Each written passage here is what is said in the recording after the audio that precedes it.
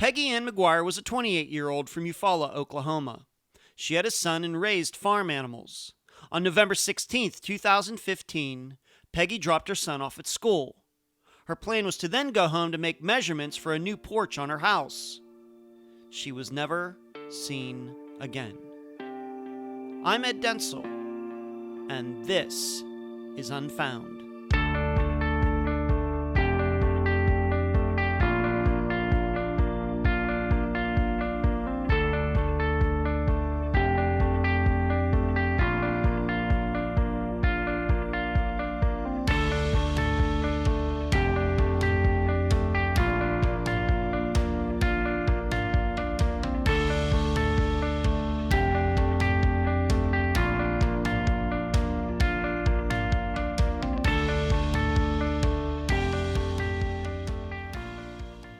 You've probably noticed, if you've listened to enough of these episodes, that if the first name of a person missing is unique, I always question the guest.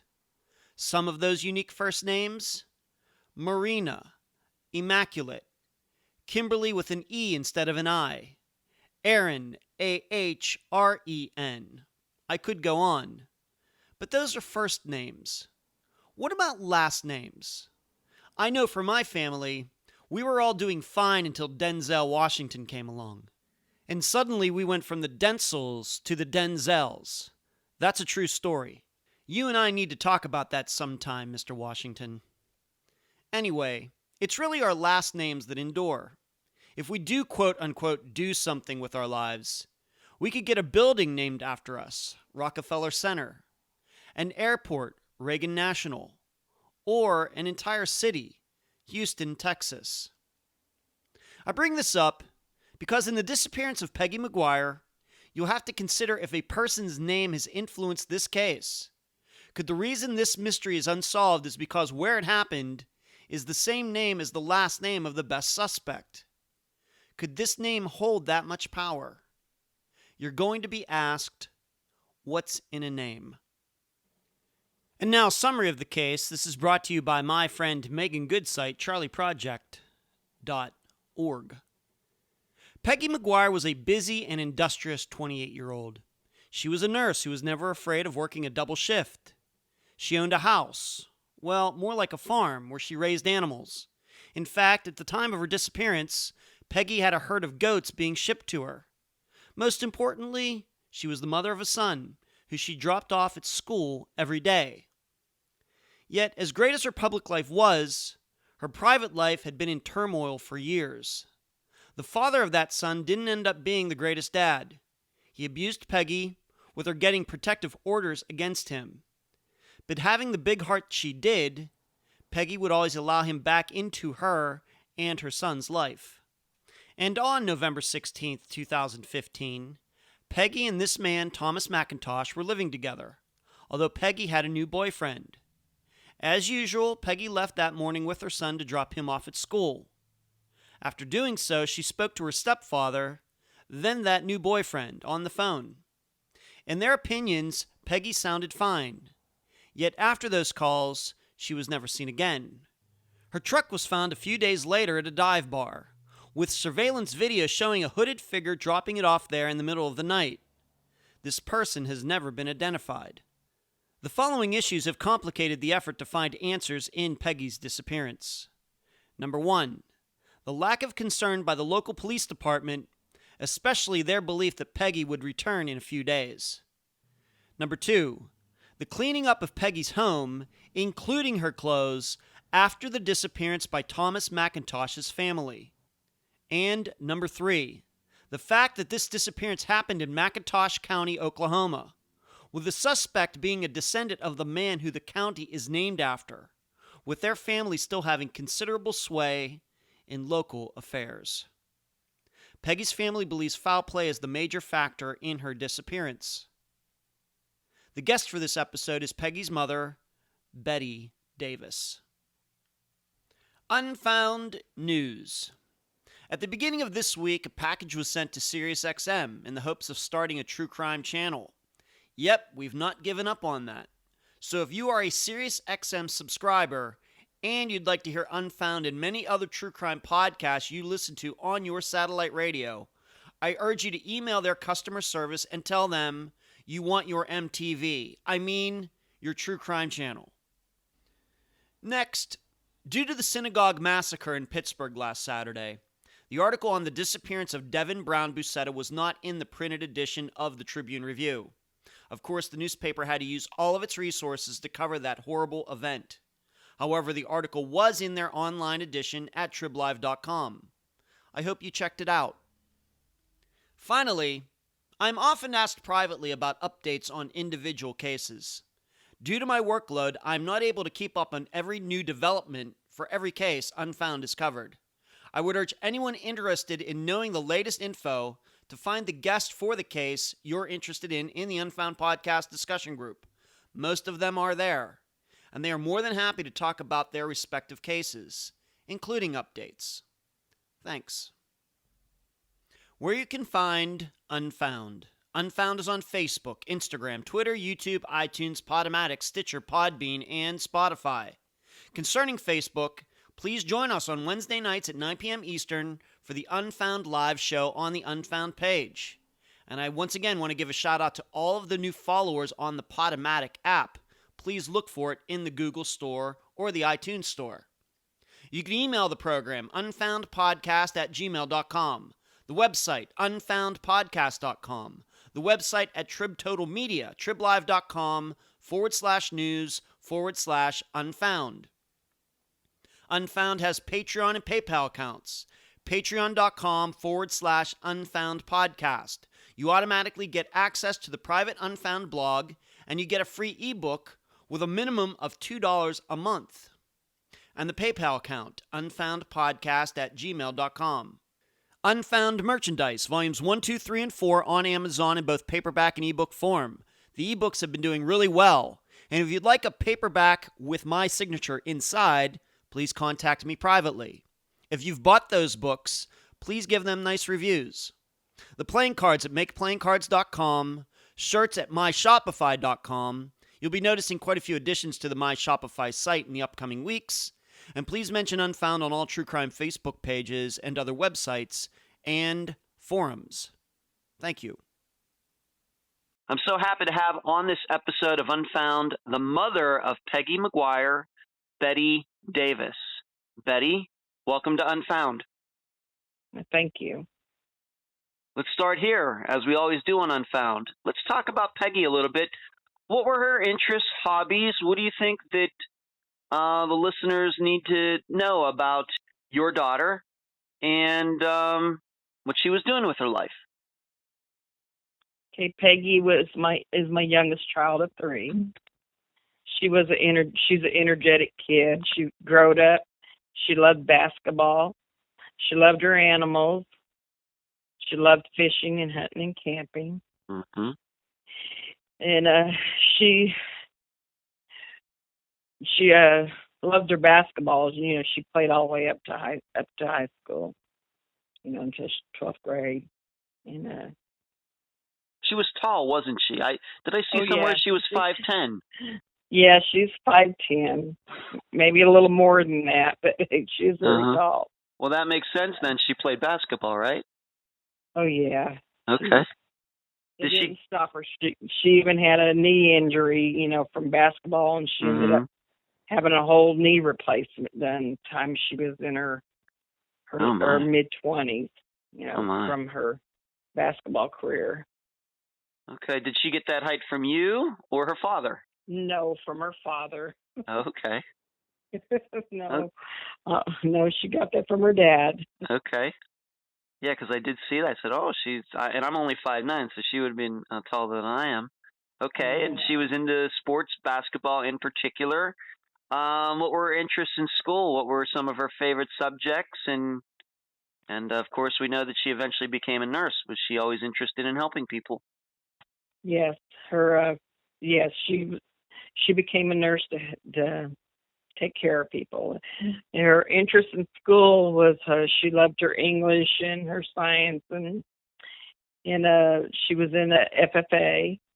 Mm-hmm. And of course her basketball. She loved that basketball. But Mm-hmm. Later, she pursued her career in nursing. She went to school a couple times to get her nursing. She got her certified home health aide, and then continued to nurse's aide, and then got her LPN. Now, I also know, as we talked about it, that she was into raising farm animals. What kind of animals did she have? Well, she had cows, and go ahead. Tell the listeners how many cows she had. They had over 150 cattle. Oh my gosh! Yes, and she had milk cows or Jerseys. You would see her out there. She would just, if they were giving birth, she'd be right out there to help them. Oh, there was one time that one of the cow was giving birth, and she was having problems, and she had to pull the calf out, and then she had to tube it and give it to colostrum. And then there was a time that one had a prolapsed uterus, and she had to put it back in and sew her up.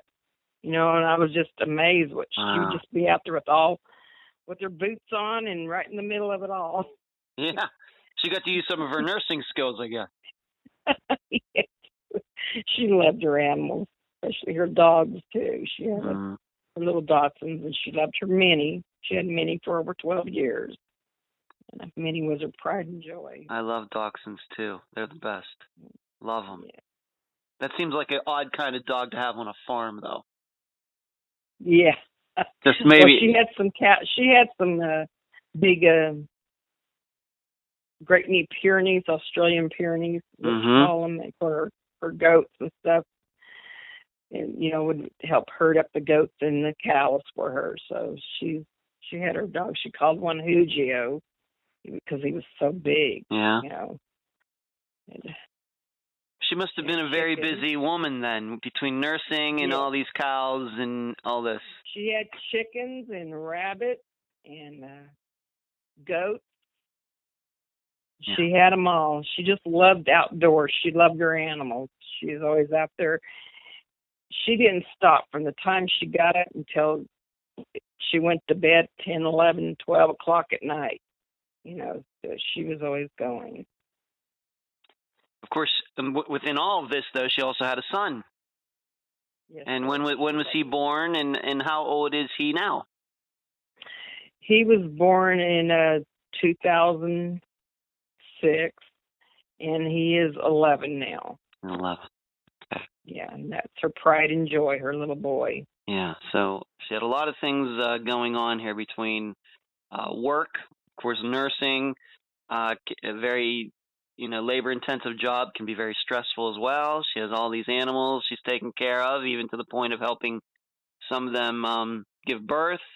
And then, of course, she has her son. What's her son's name again?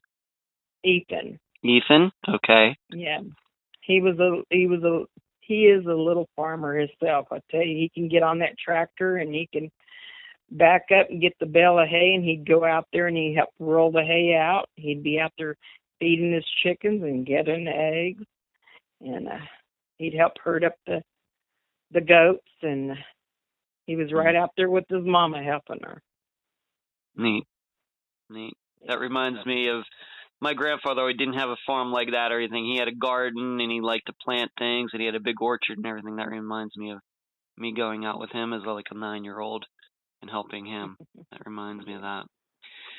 However, we do have to talk about this, and he's going to play a prominent part for the rest of our interview. How did Peggy meet Thomas Mcintosh? Well, in grade school, she knew Thomas, and that was when she was probably in 3rd grade.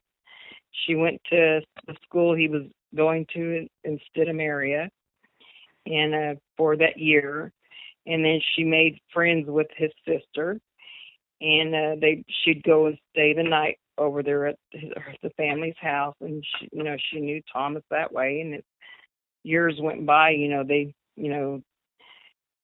They were distant then, but he started going to Eufaula High School then, because Stidham only goes up to 8th grade, so he started 9th grade, and then from there they they got back together and pursued a boyfriend and girlfriend relationship.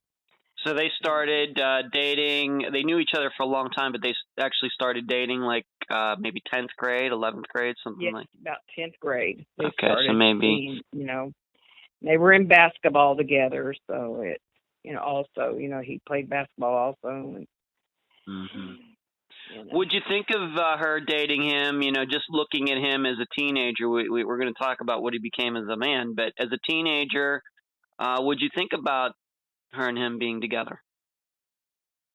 Well, at first I thought it was all right, but then as time went by, he would show his aggression and his jealousy. Even as a teenager? Yes, even as a teenager. Okay. He would show his temper. He would get upset if she would talk to other guys, and several, times as the relationship went on, he's broke her windows out of her vehicles. He's smashed in the door. He's tried to run over her. It just pursued him, and we would intervene and have her get away from him, but then she'd sneak off and she'd be around him, and it just went on, and then it continued. Yeah. And then when she got pregnant with the little boy, and how long had they been together? How long had they been together before she got pregnant? How many years would that have been? They were on and off again. So, at the time when she got pregnant, she wasn't really with him, and, she was still seeing him on and off, and she got pregnant. She lived here at home with us. The family, his family didn't even know she was expecting a baby till after the baby was born. Wow. Yeah, she lived here with us, and he showed up at the hospital when the baby was born. And okay. Now we also need to mention this is that his last name is Mcintosh, and maybe I need to spell it MC capital INTOSH. And what county did she and he and maybe you as well live in? Mcintosh County. And is this county named after somebody in his family? Yes, it was named after his founders, the Creek tribe, the Mcintosh tribe. They're the founders of his family that this county is named after. It was wow. Yeah. So that would go back. I mean, Oklahoma's been a state maybe since what, the late 1800s, something like that. Yes, this county has been named Mcintosh that whole time. Or I mean, I'm not asking you for to be a history major, but it's been named Mcintosh County for a long time. Yes, sir. Okay. For a long time. Okay. All right. So he is part of a well-known family in the area. In fact, they have the county named after them. And we've gone through a little bit what his personality is like. Doesn't seem like the greatest guy, but seems like he and Peggy had some sort of toxic relationship, maybe addictive relationship, and we see that a lot. People get back and forth and on and off, and it seems like maybe like that was what was going on here. But she did do some things. Eventually, Peggy did to kind of keep him away. Did she not file a protective order against him, or maybe even multiple ones? What can you tell the listeners about that? She filed a protective order on him back in, I'm thinking it was 06, and I could be wrong. The little boy could have been born in 07. Okay. And did that work out, or I guess it didn't work out? Well, when that happened, it was when she was still in she took out a couple of them. Okay. The last one was in 2013 when she went to Indiana, and they got into an altercation down there, and he strangled her and beat her, and he got thrown in jail. It took him for almost over a year to finally get that all cleared. When she came back home, we wired the money her to come back home, and she stayed here with us. Well, a few months later, he came back, and they started seeing each other. Every time they'd get back and forth together, she would stay away from us for a month or two before she'd speak to us again or have anything to do with us, because she was always going back. She knew how we felt about it. Yeah, because she didn't want to frankly, get the crap from you. Yeah, because, they had such an awful relationship. They were both, she was so verbal, and he was too, but he was physical too, and she would try to stand her ground, but, it was just so much toxic relationship going on right there. Right. Now, you told me, and I don't know how soon this was before she disappeared, but they were living separately or something, but he was seeing Ethan sometimes, but she, I think, had major custody of him. But they worked out a situation where Thomas would come in on the weekends. How long was that before she disappeared? What do you remember about that? Okay. He came. He got laid off temporarily from his job. He works on a pipeline. He came in August, and he stayed with the grandparents. And school started, and then she started letting him see the little boy, and then it went to where he wanted to know who she was seeing and who's giving her flowers. He would ask the little boy and stuff like that. He didn't want no other man to be around his child, he'd say. And she told him to step up to the plate and be a daddy to him then. Well, then she started letting him have him overnight. And then, there she worked her doubles as a nurse on the weekends. And she'd get off late on a Sunday night, and she'd go pick him up at the grandparents, and it would be after 11 or so at night. And it was disturbing the little boy's sleep because school started, and, and he made a comment about, well, why don't you just let me stay at your house when you're not, you're not there. And when you come in, I'll go back to my grandparents, So when that started, that was in September. And she disappeared in November. So 2 months. He wouldn't leave no more. He just he kept trying to get back with her, and she says no, because she was seeing someone else. Well, he was so persistent, he wasn't going nowhere. And then 2 months he put her through hell. So he kind of, I guess I would put it, he kind of weaseled his way back in? Yes, but he stayed in one part of the house, and she stayed in the guest room. And I'm sure that had to be a worrisome time for you. Oh, yeah, it was, because she'd be telling me, how he belittles her in front of the little boy, and how he talks about her, and how she can't stand him. She wished he'd leave, and I would talk to her about, well, maybe you need to go get a protective order against him. I'm afraid he's going to hurt you. And she made that remark that he's not going to hurt her, that she had enough on him. She can have everything he's got, and well, when we had that discussion, that was on a Thursday, and she was gone Monday. Do you think that his family knew the kind of guy that he was and being abusive and all this? Yes. Several times his mom and me would talk about it, and they would say that he had such a temper. He was just like his father, and how he needed to have anger management or counseling of some kind. Peggy, her too, because the way her relationship was with him, it made her anxiety was up so high. Her self-esteem was knocked down.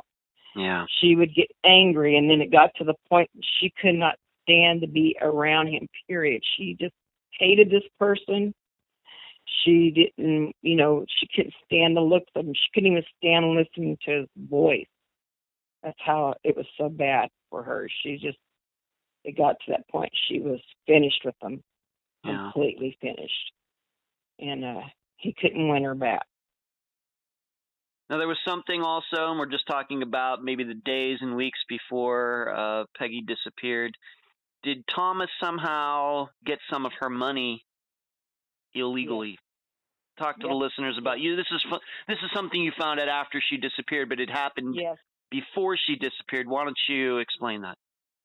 It during the beginning of November. It was during Veterans Week, the beginning of November. His grandfather had served on him for not making a land payment. Well, he hit my daughter up for some money, and she told him it was nothing to her for him to stick it, where the sun don't shine. Well, they got into a little altercation over it. He got mad. He kicks the back of her truck and puts a dent in it. She's telling me this about how she's so sick of him.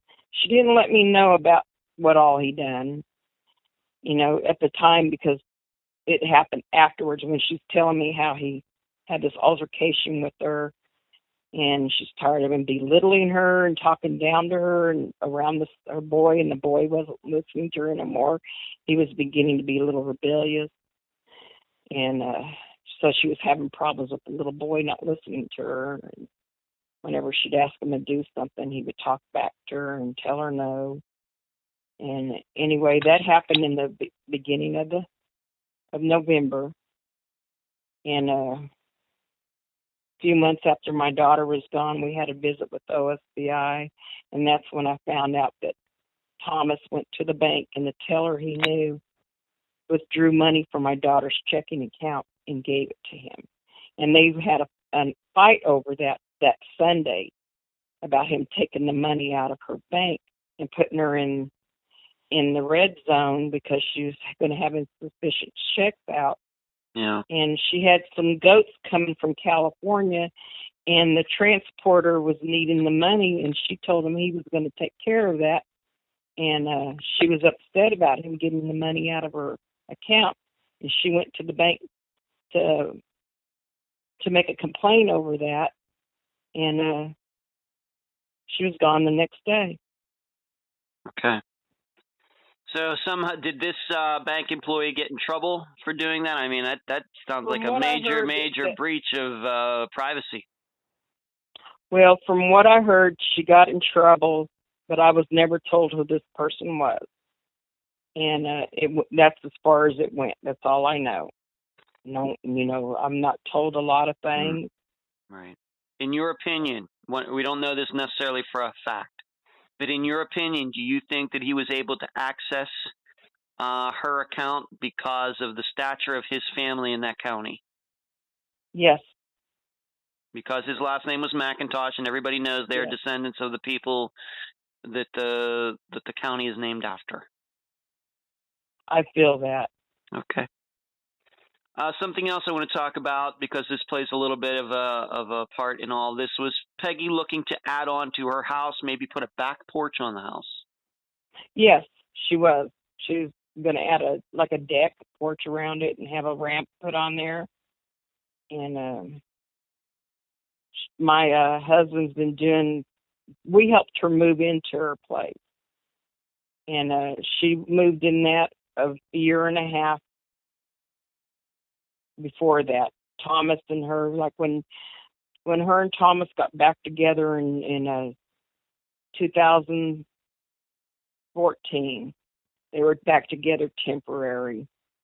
And when she went down there in Indiana, and she filed that complaint against her, that protective order against him there because of his abuse, and she came back home. Well, he came back a few months later. Well, then she went back with him for a couple of months, and she's trying to see if it would work one more time, because he promised her everything. And well, it wouldn't work out. So he says, I'm gonna have them a home, is what he told me and my husband, that he got them a home. And he left and went back to work. Well, we moved her from the little rent house she was in to her home. My husband did a lot of work for her. He underpinned it. It was a modular double wide. Peggy put the wood floors in and painted it, and done basically a lot of the work, the inside work. And she had a 2x4 step, and she had a knee replacement on her right leg, and going up and down them steps, her knee would always swell up. And then she's a little crippled dog that's 12 years old, Minnie. And she does have to lift the dog back in and out the house, Yeah. you know.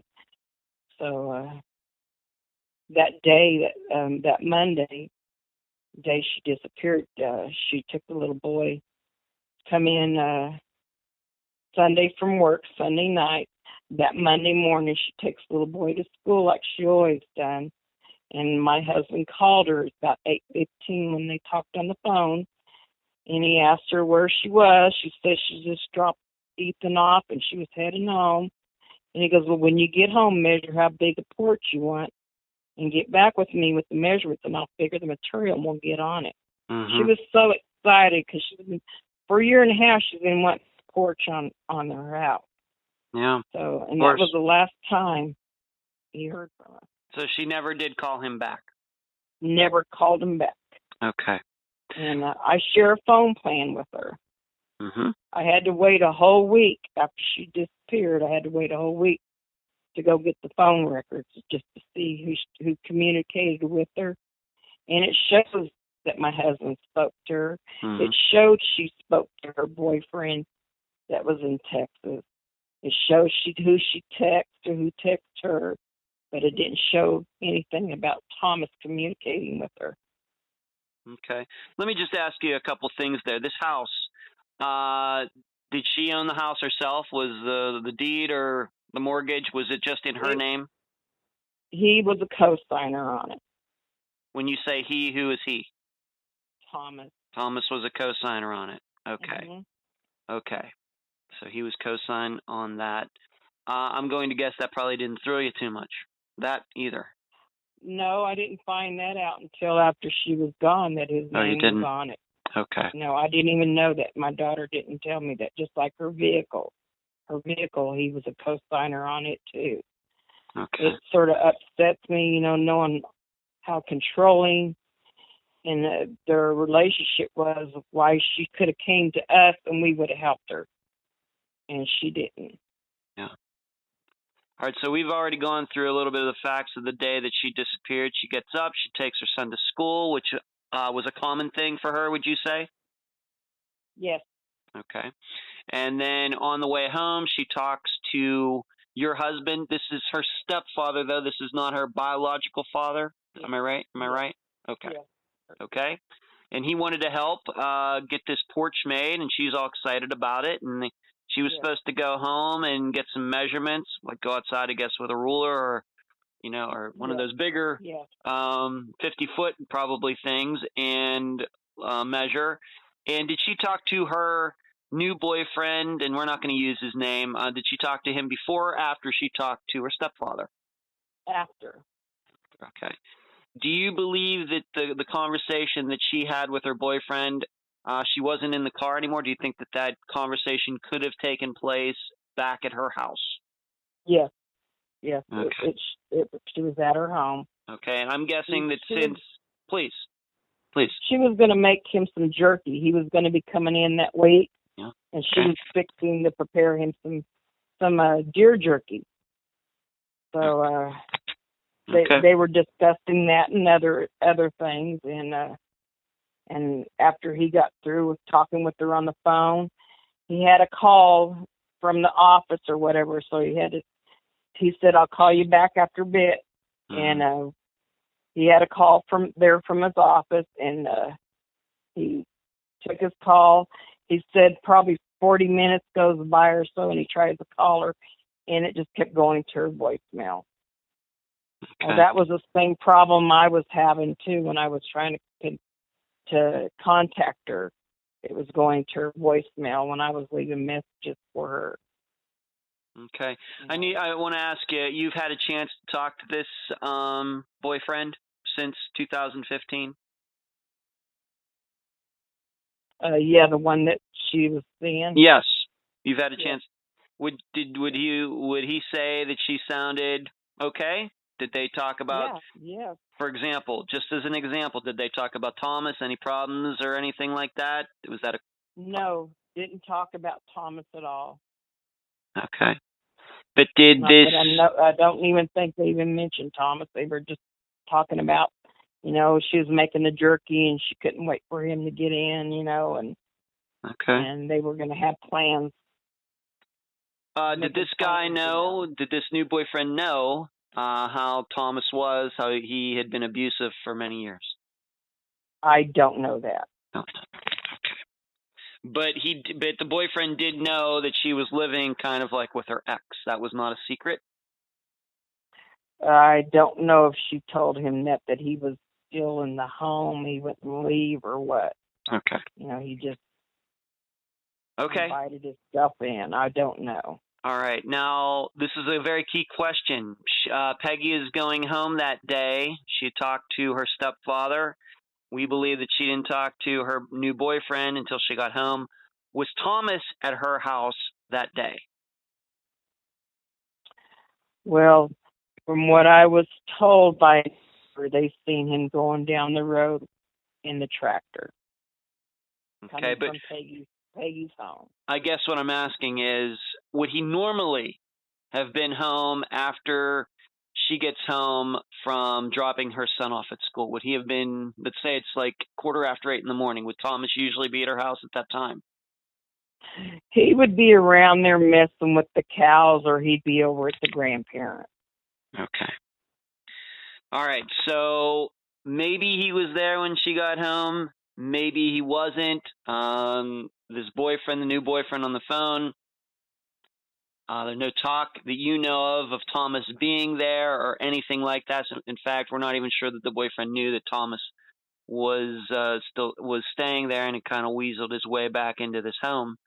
You had just mentioned it, so you're trying to call Peggy that day. The boyfriend is trying to call her back. There's no answer. Of course, your husband, Peggy's stepfather, never gets a call back from her. So something probably within the 40 minutes after she talked to her new boyfriend was something happened. Something. Yes. Okay. She went off the grid. Okay. You had mentioned Thomas being seen in a what kind of tractor would this have been for all of those people? A large Kubota, enclosed Kubota tractor, has a front end loader on it. Okay. And he was seen going down the road very fast, and not a bale of hay on the back of it. And he had the bucket up in the from the neighbor that lives just down the road on the right from my daughter's, about a quarter of a mile. Okay, just let me back dirt road. Just let me repeat that, because it kind of went out there just for a second. You're saying he was going down the road, and the bucket, which is on the front, was way up in the air, elevated, like maybe 10 to 15 feet in the air. Something you don't do when you're down the road and driving pretty fast. You do that. You go slow if you have it with something in it, and to dump it.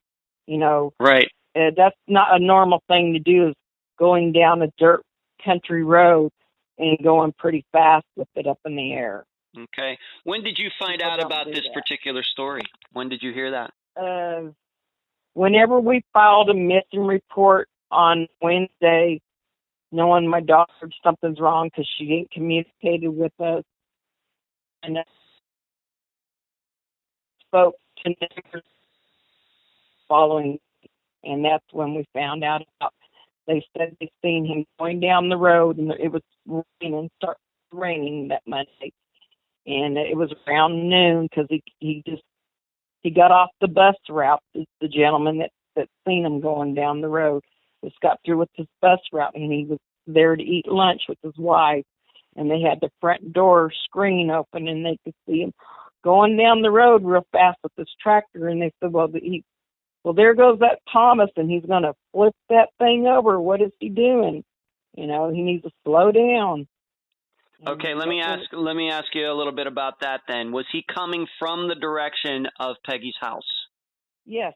And where was this front loader, the Kubota, which is a brand name, Kubota front loader, where was this thing usually parked? He usually kept it at his grandparents and up under their little barn area. Okay, so it usually wasn't at Peggy's house. It was somewhere else, but for some reason he was seen that morning driving away from Peggy's. How far would you say down the road are they, the people that saw him, from her house? 100 yards, a quarter of a mile? What would you say? Peggy lives a quarter of a mile from these people, but he has to pass them the way he was going. Mm-hmm. And right in front of their house. They're probably about 25 feet to the road, to the dirt road. Okay, so no doubt that it's Thomas Mcintosh. Oh yeah, because they know Thomas, because he'd go back and forth, and he would get hay and mess with feeding the cows, and then he'd drive the dirt roads there all the time with the tractor, and he'd feed the hay to the cows that was close on the 80 acres there where Peggy said, and then he'd go back to his grandparents, and then all around to the grandfather's area too. Okay. The cows. So when you can't you didn't find out this until some days later. That day though, when you didn't reach her, when the new boyfriend didn't reach her, when she didn't call your husband, her stepfather back, did anybody? Well, of course the new boyfriend couldn't because I think he was out of town. But either of you or somebody else in your family, did they drive over there to make sure everything was okay? What did you do the rest of that day when you couldn't reach her? Well, Monday, she was going to meet me at a ball game there in town. My other grandchildren had games on Mondays and Thursdays, the little boy and girl game. And she was coming to them. And every Thursday I'd get Ethan.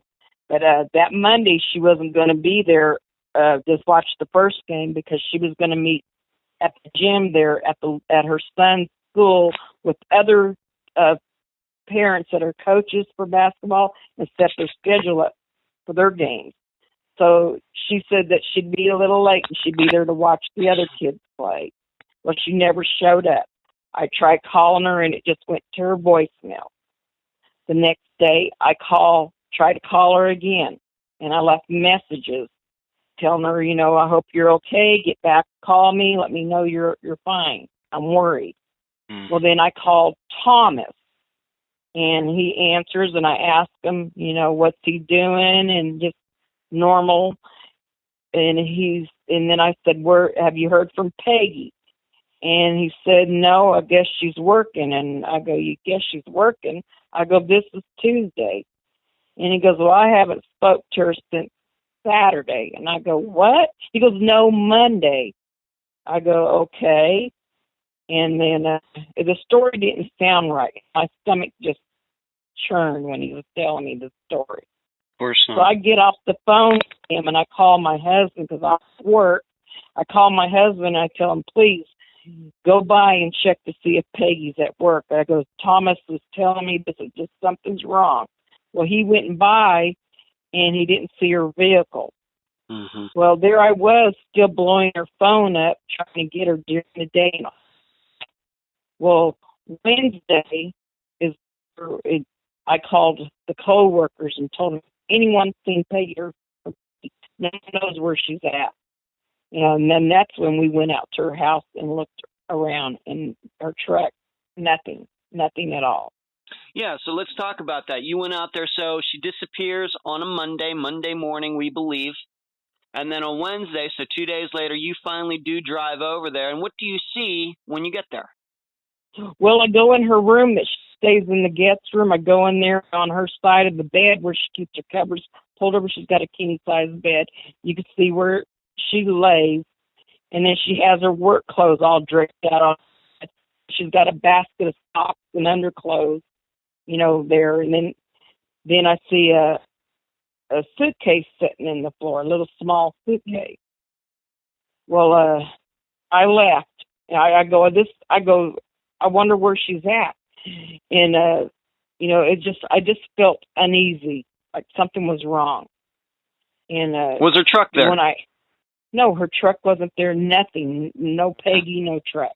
All right, so the farm animals are like doing their thing.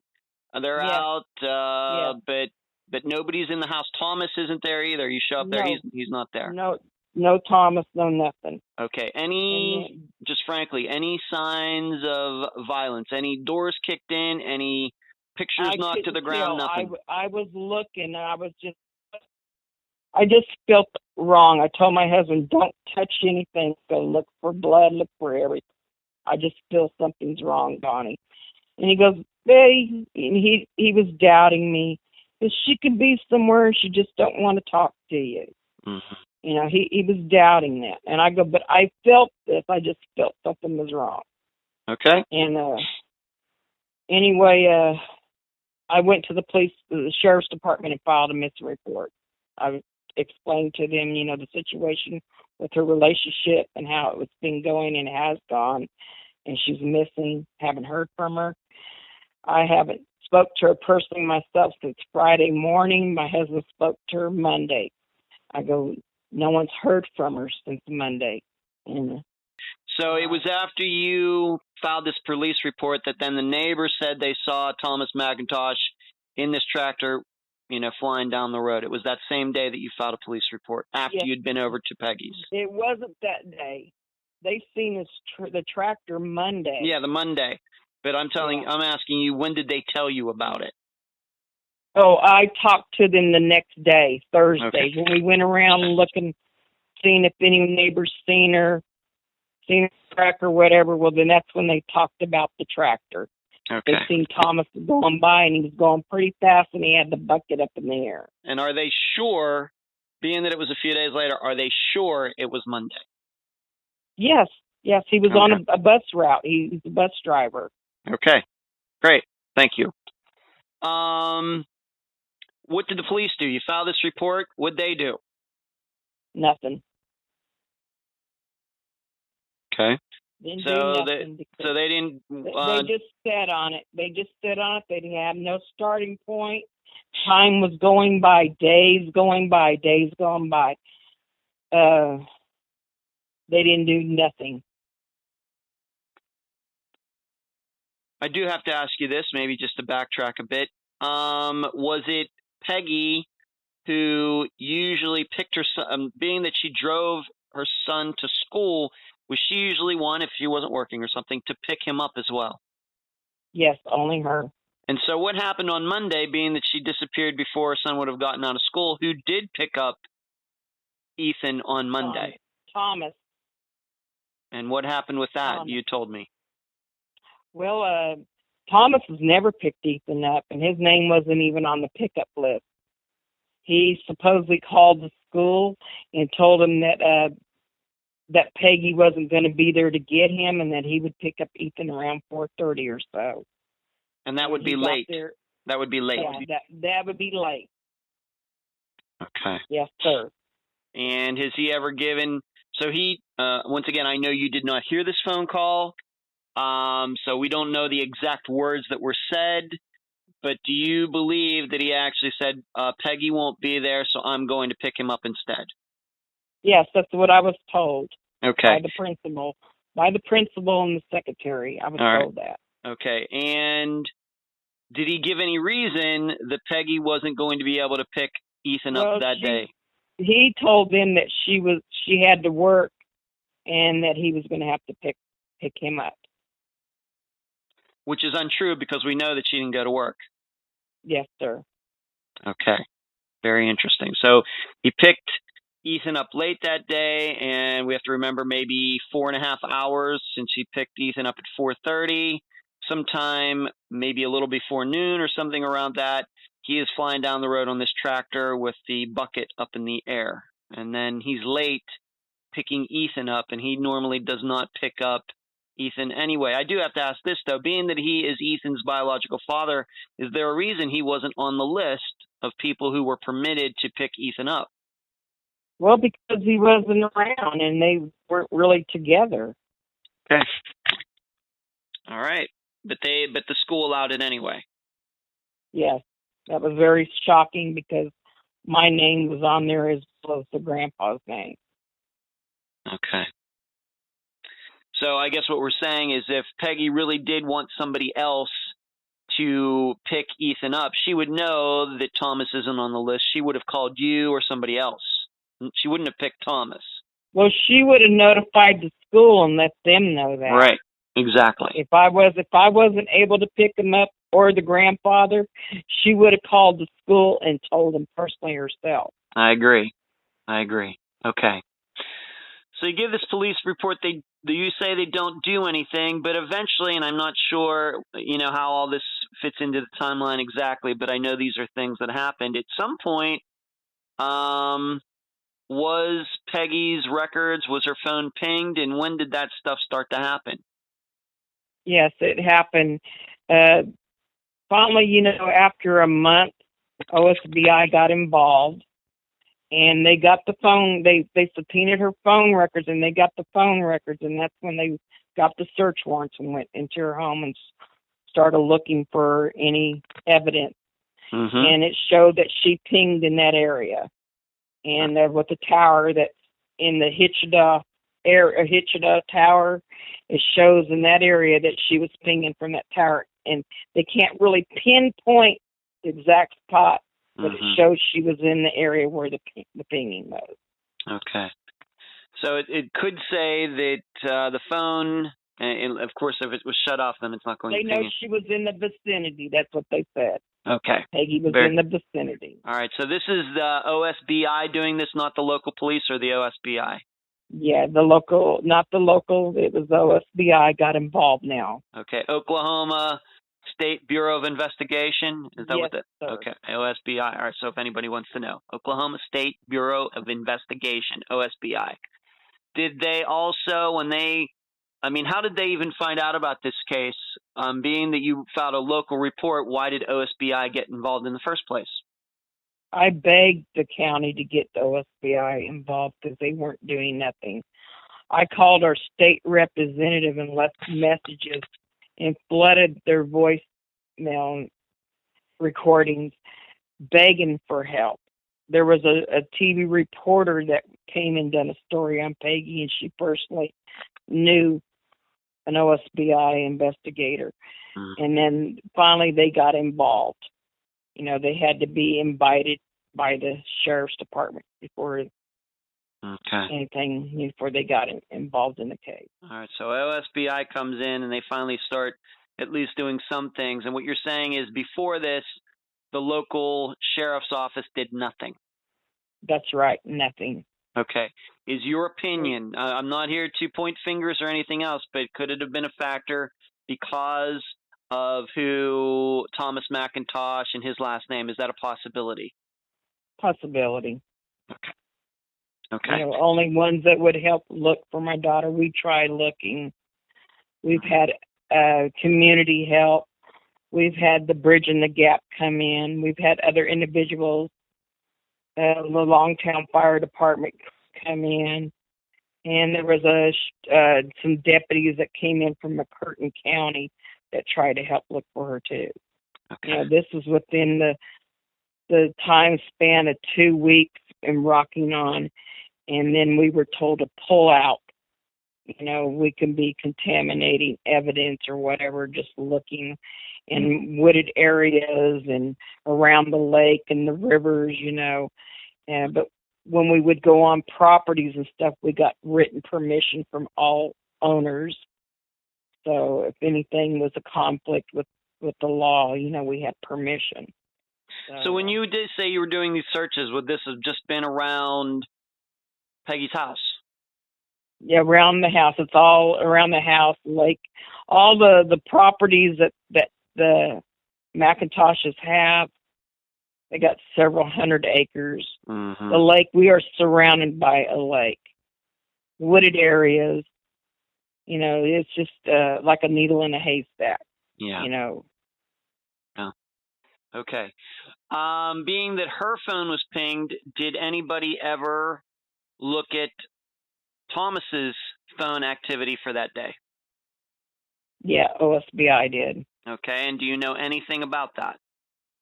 Well, I was told that he was pinging also in the same vicinity. Okay. Did it show that he called anybody that day? Did he talk to anybody? Did he text anybody? And They didn't release that information to us about who he spoke to or anything like that. We were just told that he was in the vicinity as well. Okay. All right. And does it show that, if he were to go, let's say he got in that tractor, went down the road, would he go far enough that it would eventually bounce off some other tower? Is this kind of like out in the country where there's just one tower and always bounces off that one tower? What do you think? Yes, it's that one tower that's Okay. in that vicinity. Okay. Now, there's another sighting that we need to maybe talk about. We know that he was in this front loader. No doubt that it was Thomas in this front loader coming from the direction of Peggy's house. We also know that he picked Ethan up later that day at 4:30. But was he also later seen by somebody out on a piece of land, like once it became dark? Yes. That day, that Monday that Peggy disappeared, was he seen? Monday night, he was seen at a barn, messing around. He had the tractor going, and the lights were on, and he was out at a barn there, and it was raining really good, and a neighbor's seen him over. At first she was thinking it was another person, but then she realized it was Thomas. Okay, and would this have been on Mcintosh land? Yeah, he bought that property 3 days before my daughter came up missing. That's why the person was thinking it was another person that used to have it, but then realized it was Thomas because he's the one that had the property. Okay. Do you know if that area has ever been searched since Peggy disappeared? No. It's never been searched. Okay. Nope. So I'm sure they would not get permission to do that, but they were never, OSBI has never gotten a warrant to search that area, to your knowledge. No, they have not. Okay. Now, the listeners know, if they've been listening to Unfound long enough, that rarely we talk about forensics, because most of the disappearances that we cover, there are none. Fingerprints, blood, DNA, anything like that. Most of the case, it's really people just vanishing into thin air. But in this case, it does seem that we do have some forensics that were left behind, at least according to public accounts. And I want to talk to you about this. Is it true that there was blood found on a glove and maybe some other things at her house, and then on that tractor that you mentioned before? What can you tell the listeners about all of that? Well, what I was told by OSBI, they found blood on a cushion in her house that was on her couch. And then also there was some blood-like substance found on the bucket. And then also a glove. We have to be specific because we have a lot of non-farmers out there. Betty, the bucket of the Kubota tractor. Of the tractor, yes. Okay. And then a glove that was found under the seat of his truck.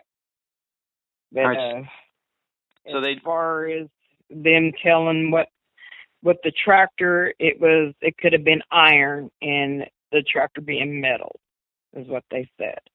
As far as what was found inside the home, I think it was too coagulated, or whatever they call that. Mm-hmm. Contaminated, maybe? Yes. To do anything with it? They couldn't do nothing with it. Okay. That's what we were told. Should I take for granted that they did get a warrant, being that a glove was found in his truck that allegedly had blood on it, they did get a warrant for his truck, OSBI? Yeah. Okay, and that's the only thing that they found in there that could have anything to do, possibly, with Peggy's disappearance? Yes. Okay. So what you're saying is some blood, what we just would generally call forensics, were discovered, but they couldn't be tested. We don't know whose blood it is, or even if it's blood or not, or maybe it could be animal blood, being that she worked on a farm. Yes. All right. So we're coming up on the 3-year anniversary.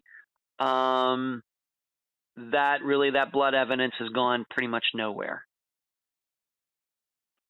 for now. Well, her pickup that was left there at they call the TJ Ice House. Right. Let's talk about that. Let's talk about that right now. Her truck. We have to remember that she not only is missing, but somehow her truck went missing too. Explain how it was found, who found it, where it was, and the story that a bus driver told about seeing something that morning. Please. Yes, sir. Okay. That Wednesday, when I went to file a missing report on Peggy, my son calls me while I'm there at the sheriff's office and lets me know that he found her truck. He said it's at the TJ's Ice House, and that's a place my daughter never went to, wouldn't be caught dead at, let alone leave her vehicle. And I go, what is she doing there? You know, 'cause my daughter don't drink. She don't do drugs. You know, she don't really have nothing to do with places like that. Mm-hmm. Anyway, I was misunderstanding him when he was telling me this, because I'm there all upset and I'm filling out a report. My daughter's missing, and he's telling me he finds her truck. I go, what's she doing there? He goes, no, Mom, her truck's there. I go, well, tell her to get her butt out of there, you know. And he goes, Mom, she's not here. It's her truck. Yeah. So I get there, and her truck's sitting there. And the owner has a surveillance camera, and it was raining. We're looking at the surveillance camera, and it's raining, and it was at 5:43 a.m. in the morning. The truck comes from the south, and that's from Highway 9 down the dirt road there, about a mile down the road. It pulls in. You can see the lights flash, and you can see a person put their hands inside. It looks like a loose hood, and it's like a hoodie, and goes walking back the same way they came. Okay. And Okay. So when you say in the morning, would this have been Wednesday morning or Tuesday morning? that was Monday morning. It showed the truck was dumped off there, and then Wednesday is when the owner tells me that it shows that the truck was dumped off. All right. Well, let's talk. Well, it couldn't have been Monday morning because Peggy was still around on Monday morning. So I'm wondering if it was. I'm sorry, Tuesday. Okay, all right. I'm sorry. All right. Tuesday. So not even 24 hours after she disappears, that truck appears at that bar. Less than 24 hours later. Okay. It was on Tuesday. All right. Thank you. That's fine. So you can't tell who this figure is? Can you tell if it's even a man or a woman? Looking at it, it looked like a man. And what's so sad that when I was looking at the video, up drives Thomas Mcintosh, and I'm upset. I go, what the hell is he doing here? And my son, he tells me, well, don't you think he needs to know, because they contacted him, let him know we found our truck. So he pulls up. He comes in. And here comes the deputy sheriff. We're looking at the video, and he's standing there, and I'm giving him Thomas this look, and I'm uneasy. The sheriff's checking it out. He goes, gets one of them little USB deals to record it on it. And Thomas asks the owner, is this the only view you got? You don't have no other side view or nothing? And the gentleman says, no, that's it. And he walks out the door. I go, why do you ask a question like that? Right. And I go, then that's when I became irate, and I said, he's guilty. He's done something to my daughter. I feel this. I know you do. Well, the deputy sheriff took him and put him inside the car, his squad car, and he questioned him in there for a while. And we're standing there, and I'm all upset, and all her friends and my family, we're all there, wondering, where is she? What happened? Well, the police officer, deputy sheriff gets out, and he asks me, was you and Peggy fighting or anything? And I go, what? I go, what's he telling you? And then he finally gets out. He throws a little clipboard where he was writing out whatever on, and he throws it on the sheriff's dash. And he gets out. I go, what are you saying to him, Thomas? Yeah. And he wouldn't say anything. And then I'm getting all upset, and I'm crying. And my son, he's sort of getting on Thomas's good side. And I'm down there with my husband and her cousins and friends. And then he comes over to me, and they go, well, Mom's too upset to drive. Someone needs to drive her truck. And he goes, well, I'll drive it. And I go, I don't even want to be around him. And he comes over and he tries to hug me, and something the man's never done. And he goes, I'm so sorry, Betty. I go, what the hell are you sorry about? And I pushed him away. And Did they do any forensics of any kind on the truck? Finally, Thursday, they towed it in. Thursday evening late. Mm-hmm.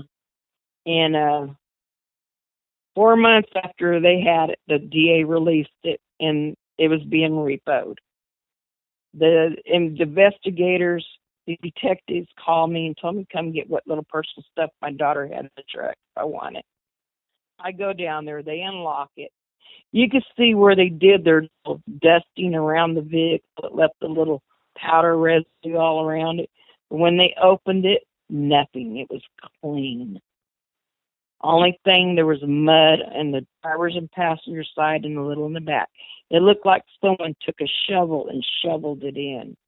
It was hard mud on her little mat that she had. And I was crying, upset, and I said, don't even look like you even did anything. You didn't fingerprint the inside. There's no residue, nothing. He stood there and looked at me.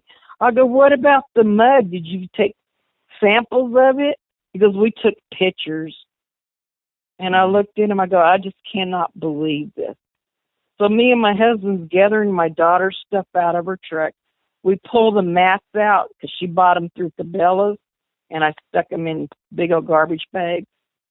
And time goes by. I asked OSBI about that, and they made a remark about how the dirt is alike here. In this area is all the same. And I thought that is BS. You know, I like to know who done the forensics on the vehicle, and their answer was they don't know. And in fact, you told me that you had brought something up about, Thomas and maybe his fingerprints are on and then they said, well, it was his truck. He would be in it. And then you said something, well, what if somebody else's prints were found in it? Yeah, I did say that to the detective about the not dusting the inside of it. Mm-hmm. And why didn't they do a better forensics on it, dusting it and checking for other people's fingerprints? Well, the reason was because he lived in the household with her. So, of course, his fingerprints are going to be in there. You know, of course he was in the vehicle. Of course he was probably drove it and blah, blah, blah, they were saying. And I go, what if somebody else is responsible for this?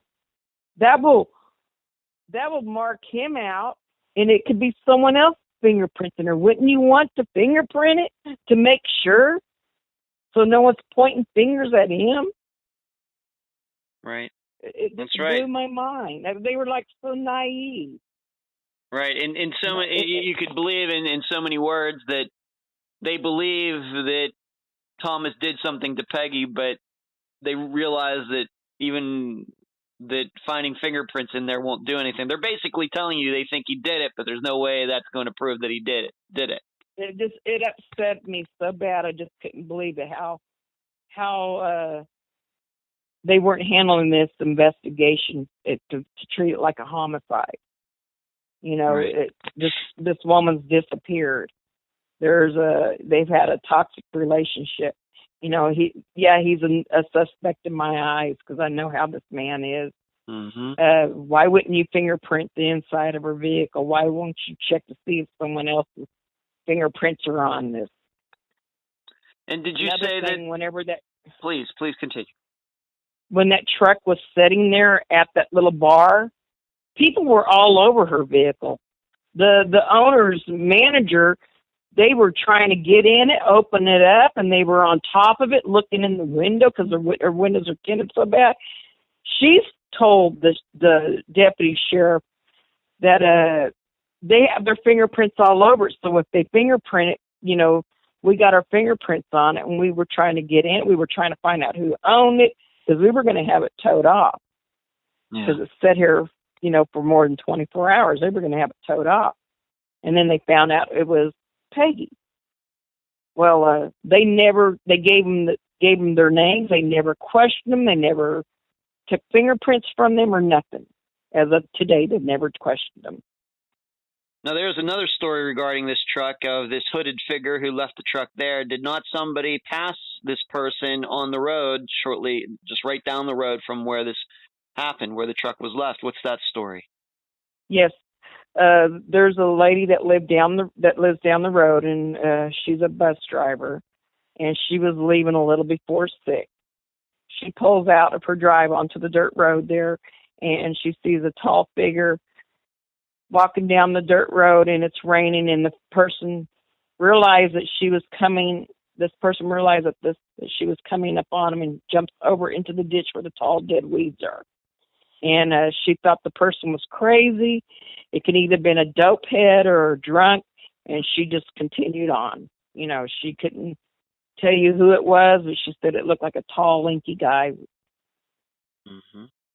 How long after Peggy disappeared did you hear about this story? Who told you that?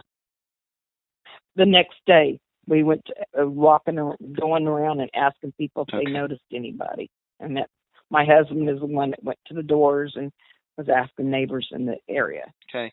How close would this bus driver have been and this hooded figure been to, like, the bar where the truck was left? How far? She probably lives about 500 feet, and then probably another 25, 50 feet from the dirt road.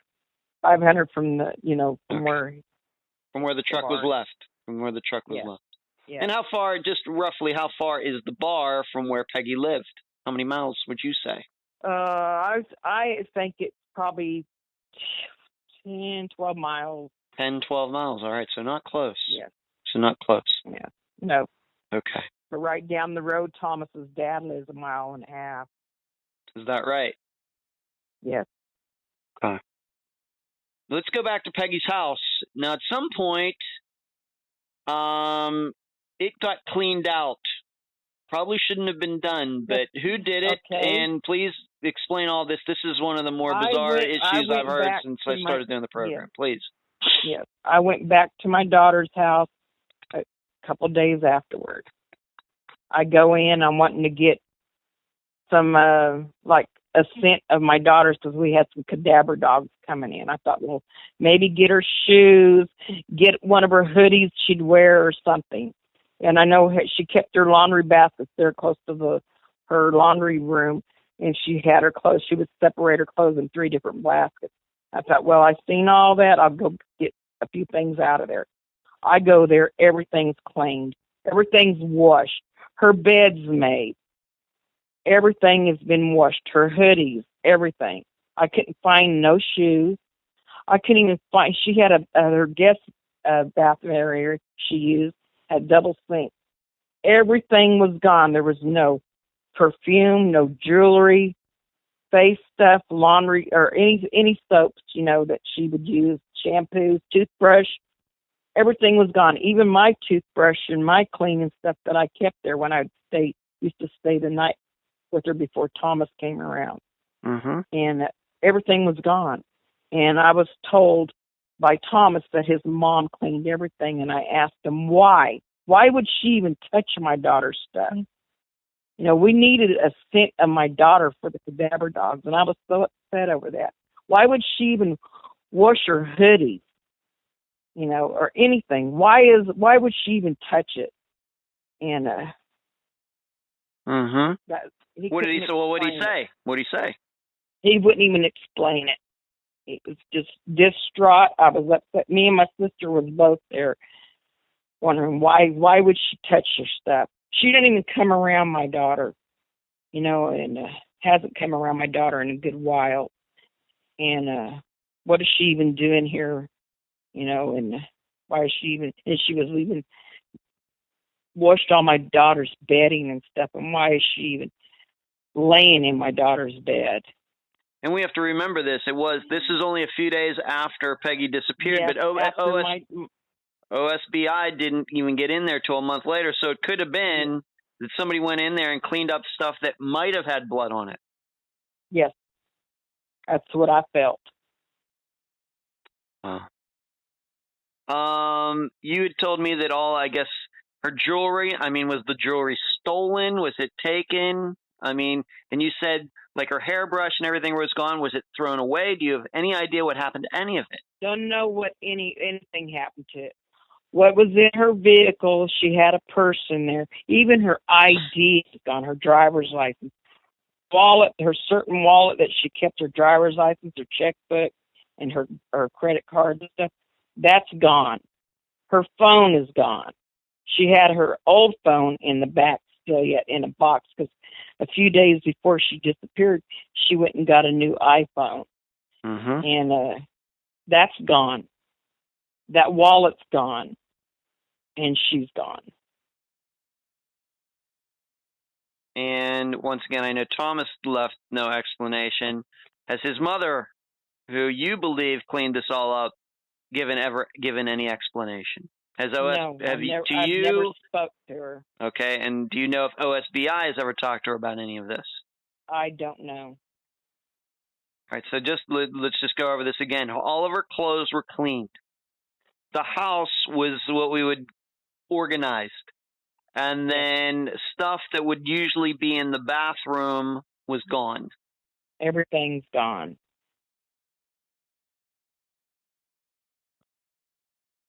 And how were the animals doing? Was anybody taking care of the animals during this time? Well, at that time, they seemed okay. But by the time OSBI got in there, the animals were being neglected. He threw the dogs all outside their little kennel cages. They were threw outside at the front. They're outside shaking and freezing.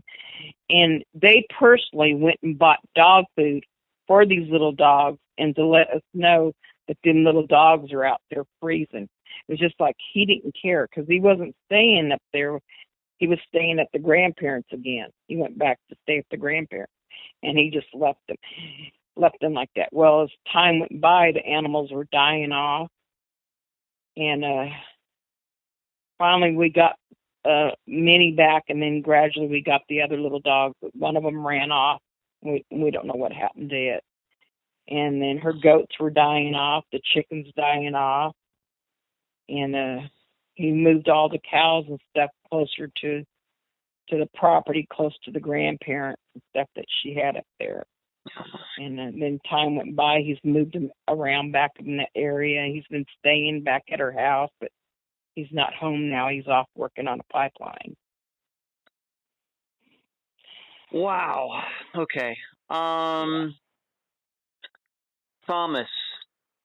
has he offered ever up to anybody? And I know you're not going to get any truth on him, but any rumors through the rumor mill, him talking to anybody, has he ever offered up any explanation as to what happened to Peggy?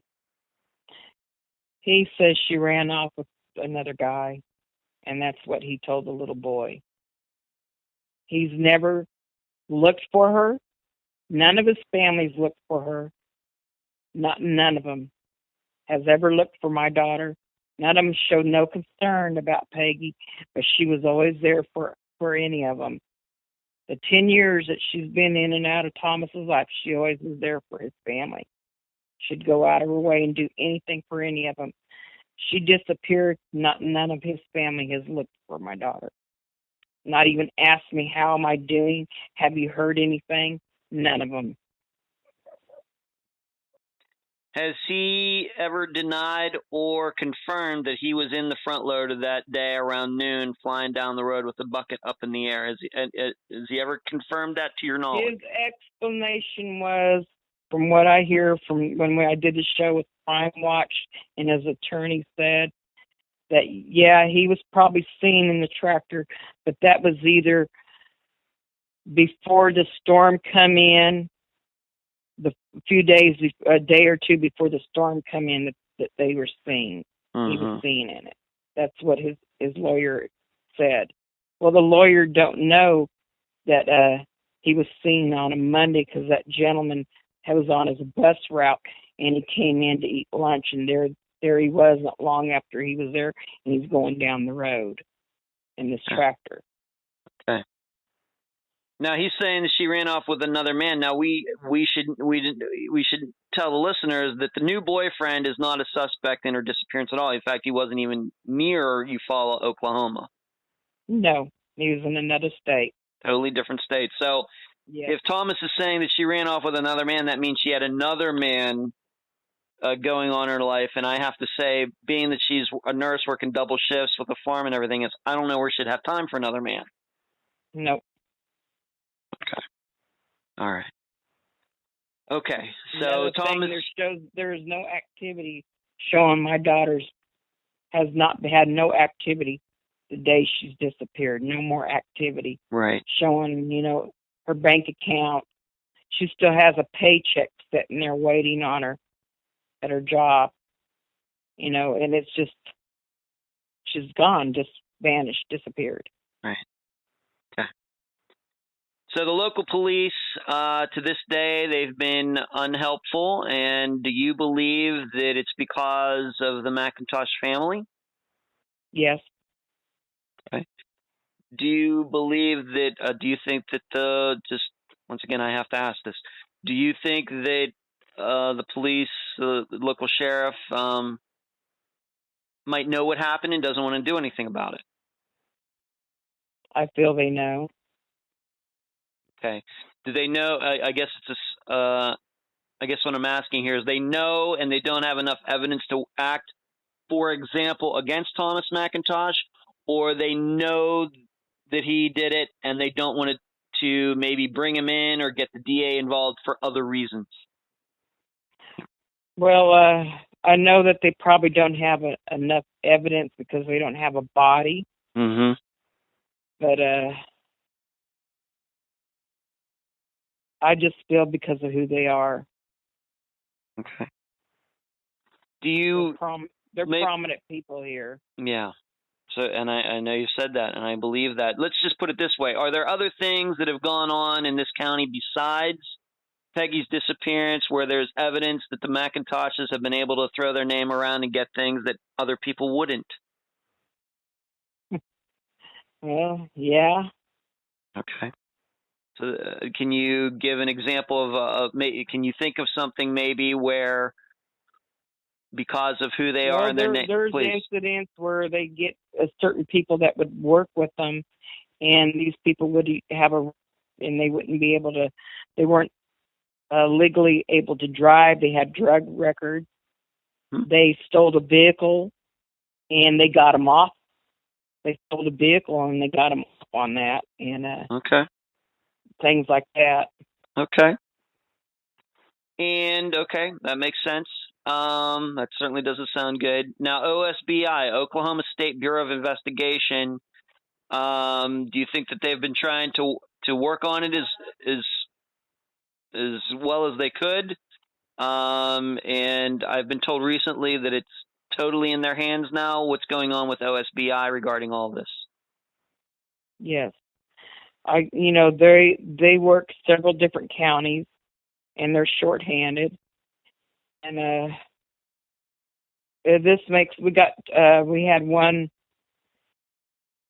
investigator. He retired, and then now we got another one that's been working on it since he retired last year, and he's working on it. But they got other cases too. You know how that goes.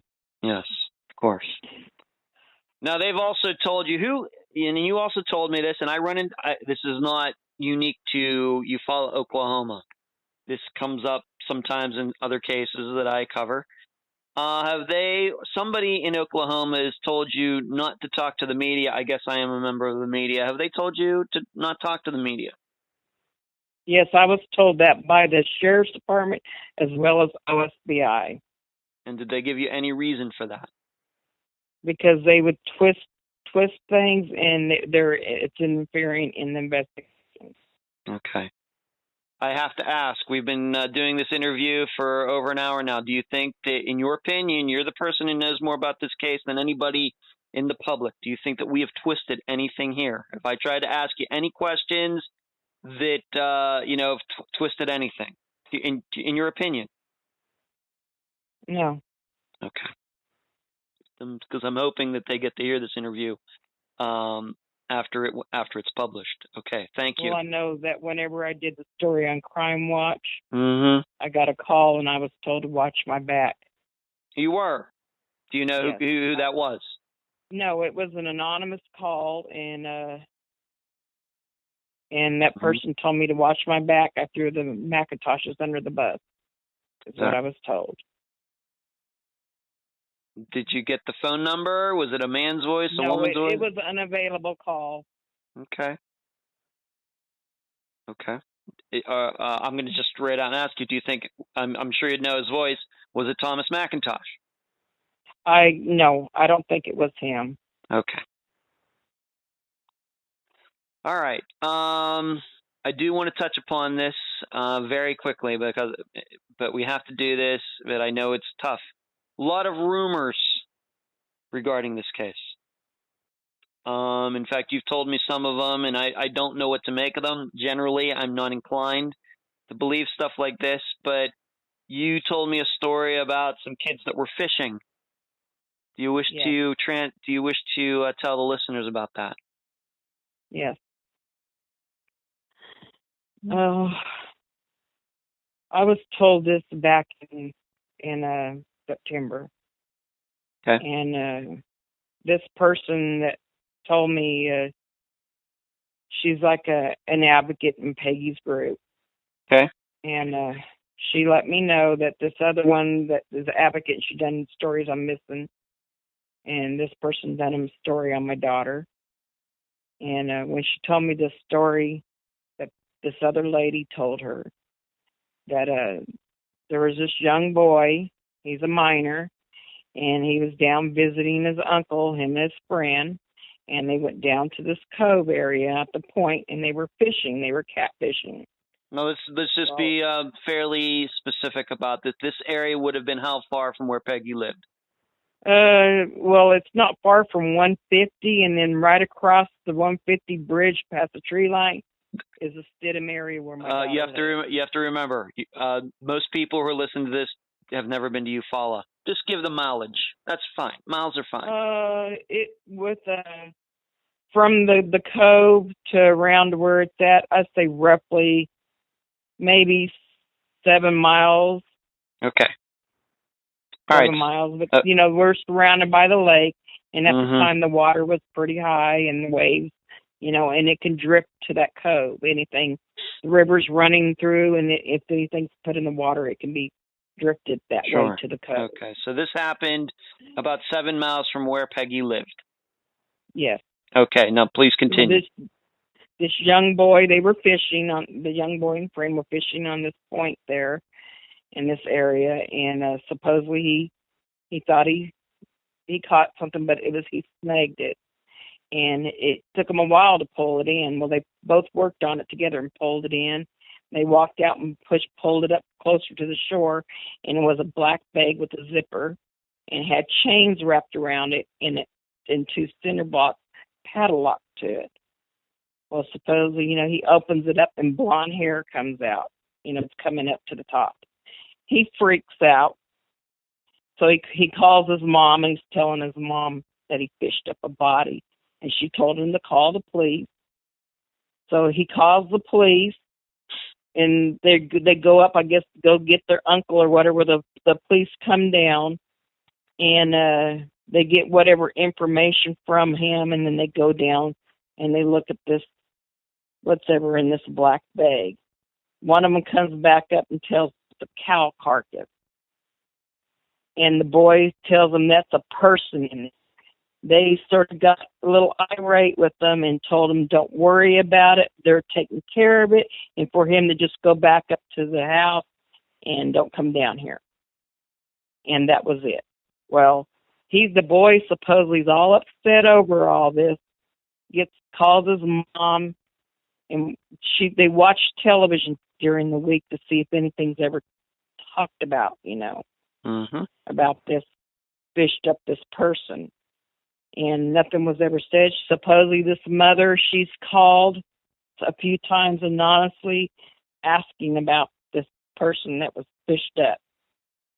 And nothing was ever done. Well, that supposedly happened here, this person, over 2 years ago. And when I finally got the number to this one advocate that did the missing story, I talked with her. She got the mother on 3-way with me, and I asked her questions. I wanted to know, when this happened, how come you didn't tell nobody? She says, we did. He called the police and told the cops. Mm-hmm. And they told him this, got him upset.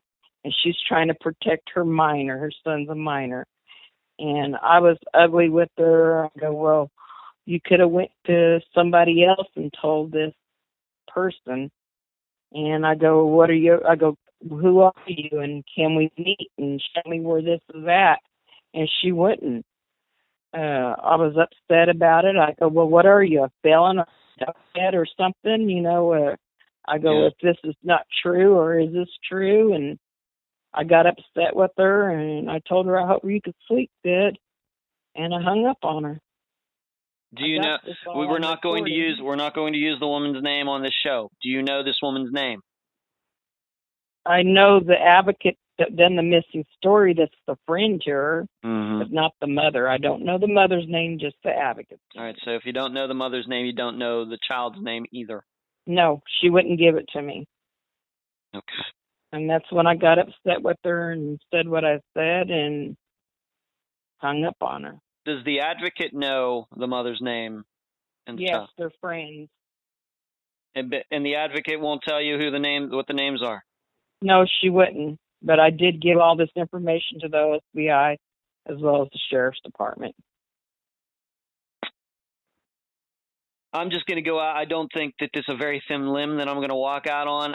And I think I told you this when we talked before. I'm not inclined to believe that story. It sounds once again a little too convenient. It's a story that's a little too good. I hope it were true. I wish they would do something about it if it were true and everything. I'm not inclined to believe it. I don't know what to make of it, you know. Well, how I feel about that, if people make up stories like that, they're pretty sick and demented. They do, and they are. Yeah. I agree. You know, I've been told so many ugly stories, it just will make your skin crawl. Yeah, and we're not going to go into them because I know that's tough for you to talk about, and generally I don't like talking about things that aren't true, but I thought I would just use that as an example of the kinds of stories you've heard. Yeah, I heard a lot of ugly stories. Okay.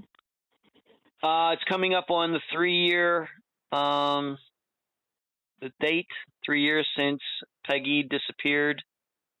Yeah. I know this has been a living hell for you. Can you even begin to explain? And of course, I know that Peggy has siblings. How have they dealt with this? It's been hard for them. Very hard. It's you know, my son don't talk a whole lot about it, and all I know, it's really changed our lives completely. It has, you know, especially not knowing. We come to accept knowing that she's not with us. You know, knowing that possibly, you know, my daughter's gone, but it's just not knowing. You know, it's an awful feeling not knowing where she's at. You know, she was everything to me. You know, her birthday's coming up, holidays are coming up. You know, we've missed so much on being around her. You know, and as well as her little boy, we miss him a lot too. We're not even around him. And in fact, afterwards, you tried to get custody, but Thomas Mcintosh got custody. Yeah, I whenever the little boy was placed in care, the state come to me and they had me go fill out for kinship foster care, and I've done everything, background check, drug test. They came and did a home assessment, and they were going to place the little boy in my home. Well, that didn't come about. The lawyers hollered by us, and they had it moved to another county. And as the year went by or so, he was placed back in the father's home. So that's very interesting that in Mcintosh County, where this happened, they were going to give you custody, I guess you'd call it, of Ethan. But then it was moved to another county, which isn't Mcintosh County, and then they ruled against you. Yes. Very weird. Because he's the parent. Grandparents don't have rights in the state of Oklahoma. Yes. Yeah, that's the way it is many places. And as you said, you don't hardly get to see Ethan. I haven't seen my grandson for a while now. And you even told me that, like you just said maybe a few minutes ago, that Thomas is actually working out of town. And if he's out of town, who is even watching Ethan now? I was told by a friend that he was staying with the uncle. Mm-hmm. And this is an uncle who had nothing to do with Ethan's life at all? Never had nothing to do with Ethan, wasn't in Ethan's life. Really, he was like a stranger. If Ethan is like in Little League, are you permitted to go to a game? Do you even know what he's doing? I mean, if this community is small, he plays basketball, and some of the parent was going to give me a schedule to let me know when the ball games are. Well, I haven't got the schedule yet. I'm not. They haven't done nothing like that. They don't have no protective order against me or restraint to keep me away from my grandson. Okay. They shouldn't have no reason to do that. Of course not.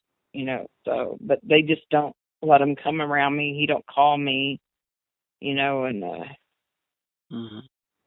so it's pretty sad. Right. And did you tell me that, your husband, of course, Peggy's stepfather, and Ethan were close at one time? Oh, yes. At one time. That was his fishing buddy. He always called Grandpa his fishing buddy. Mm-hmm. And it kills my husband. Ethan ain't around, let alone Peggy. He was really close to Peggy and Ethan. We haven't talked about Peggy's actual biological father. Is he still around? No, he passed away in 2010. I did. Okay. Me and him divorced in '95, and my husband I'm with, we've been together, married since '97. But we've been together since '95. Okay. All right.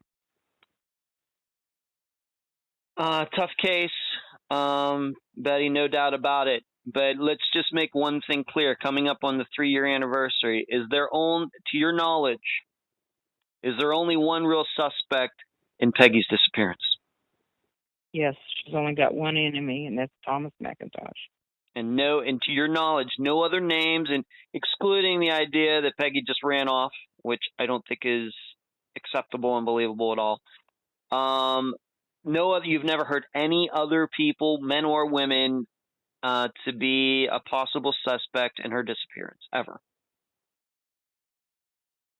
I guess what I'm saying is, the police has ever told you another name? Has another name ever come through the grapevine? Anything? No others, but no one else. No. No one else. Okay.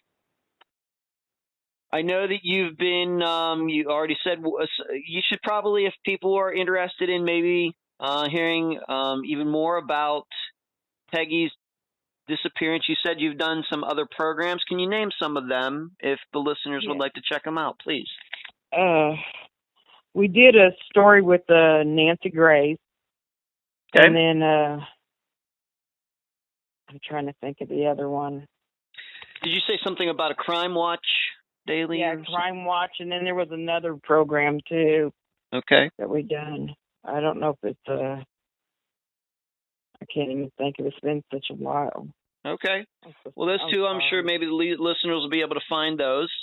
Do you have a Facebook page or website, anything like that, so people can go and sign up? We got a Facebook page. It's Bring Peggy Home. Okay. Good. And I think that, is that a page, or it might be a private group? Is that a private group? It's a group. Yeah, it's a group, a private group. And, okay. If you friend it, they will, accept it. We've got over 11,000 viewers on there, so. I saw that. That's great. It's very good. We're hoping it goes nation.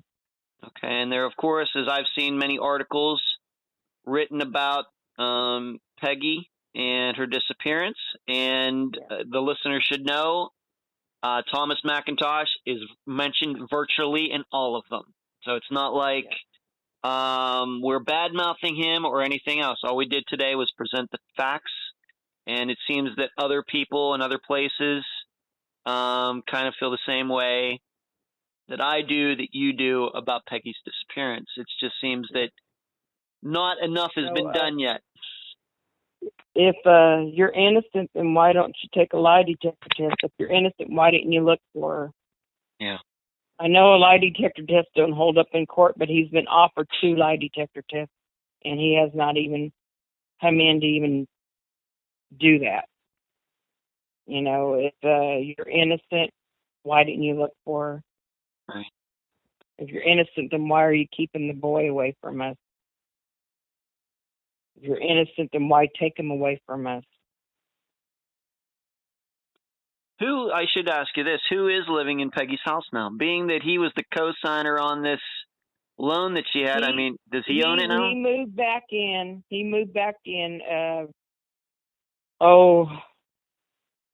A few months before he got Ethan. He was doing home visits, and he was still staying with grandparents then, but then he would meet Ethan there at his house. They figured that was a better atmosphere for Ethan, because that was his home.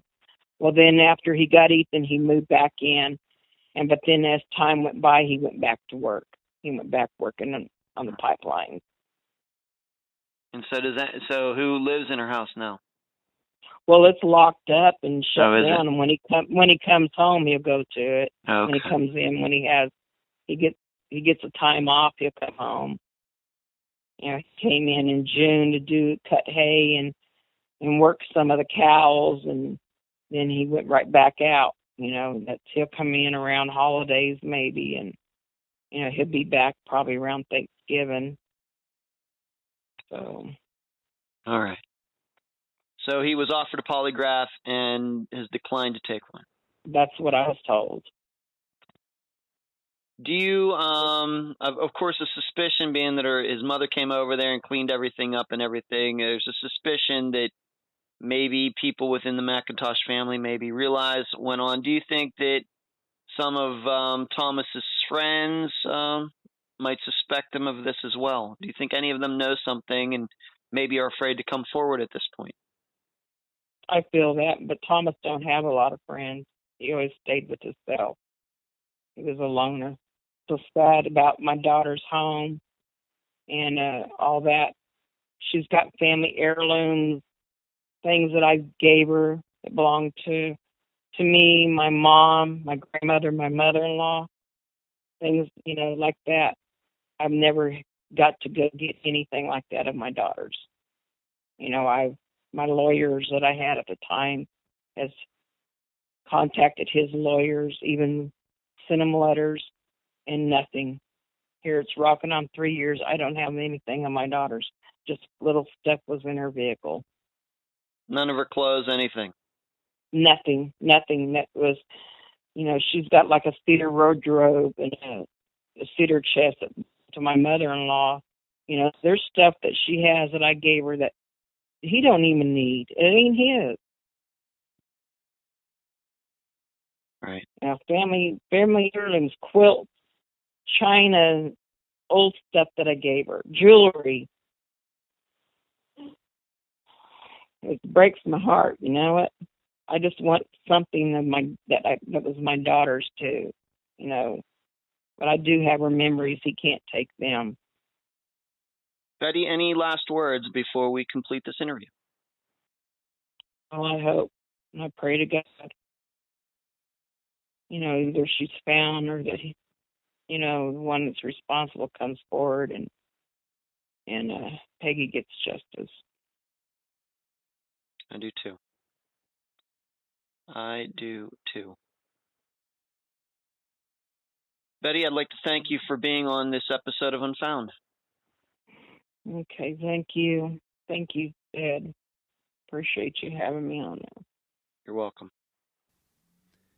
And that was my interview with Betty Davis, mother of Peggy McGuire.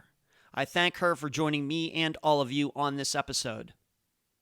The kind of relationship that Thomas and Peggy had is the very kind that all parents worry about. In fact, I'm sure many of you have been in situations exactly like what Betty described. Two people who seem to be tragically, harmfully addicted to each other. Thomas couldn't move on because he wanted to control Peggy specifically. Peggy could have moved on, but I think her nurturing of animals carried over to wanting to fix a man who was an animal. Thankfully, most people find their ways out of these situations. Others do not. For us, the public, the two questions we must answer in analyzing a case like this, knowing what we do about the relationship, are these. Number one, how improbable is it that Thomas did not cause Peggy to disappear? And number two, if in fact it is so improbable, is Thomas's last name the reason he still walks around a free man, or is it something else? I will take them in that order. How improbable is it? Well, to believe that Peggy ran off on her own is to believe that she really had no intention of measuring for a new porch. She really had no intention of making beef jerky for a new boyfriend. That she wanted to slowly starve her own animals to death. She wanted to abandon her son so he could be raised by a man she knew to be violent. Yeah, none of that is believable. Likewise, if we are to believe someone else besides Thomas harmed Peggy, we are forced to believe that he somehow wasn't home when Peggy got there, despite him usually being there. That he was coming from the direction of Peggy's house in his tractor not long after Peggy would have been home, but saw nothing. When he stated the reason he was picking Ethan up that day was because Peggy was at work, well, that was just a little white lie on his part, and that it wasn't meant to cover up something that he did.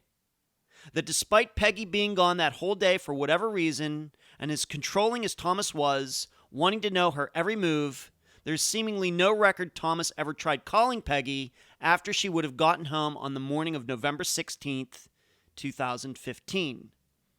I don't think I need to comment any more than that. And I even left out the blood. As for question number 2, so if the above points are all true, and they are, is the reason Thomas is still walking around a free man that Mcintosh County is corrupt and they are showing him favoritism? I don't know if they are quote-unquote corrupt. I don't know them. They could be. But I would like to think that OSBI is not, since they wouldn't have a personal connection to Mcintosh County. Instead, I'm looking at another government entity in Oklahoma that is primarily responsible for Thomas's freedom at this point, and that would be the prosecutor's office. We too often forget that it usually gets to make the final decision, not the cops, as to whether someone is arrested or not. And in regards to this case, I go back to something Tad Tobias said way back in January 2017 when I interviewed him. He stated that many prosecutors are scared to go to trial in no-body cases because they are afraid of ruining their 100% conviction record. Please go listen to that interview again. In this era of DNA and fingerprints and GPS, etc., 99% of prosecutors simply won't bring a case to trial, period, without them. It makes you wonder how any case made it to trial before those things became a thing. I'm asking the DA in Oklahoma who would be responsible for this case to remember that the standard is not beyond any doubt, but only beyond a reasonable doubt. And I have a name for any prosecutor who thinks otherwise, but I can't use that word on this program because unfound is PG rated. I'll leave the rest of the theorizing up to you. And that's the program. If you found it informative, please go to the app that you use to listen to Unfound and give this podcast a nice review. I thank you for listening. I'm Ed Densel, and you've been listening to Unfound.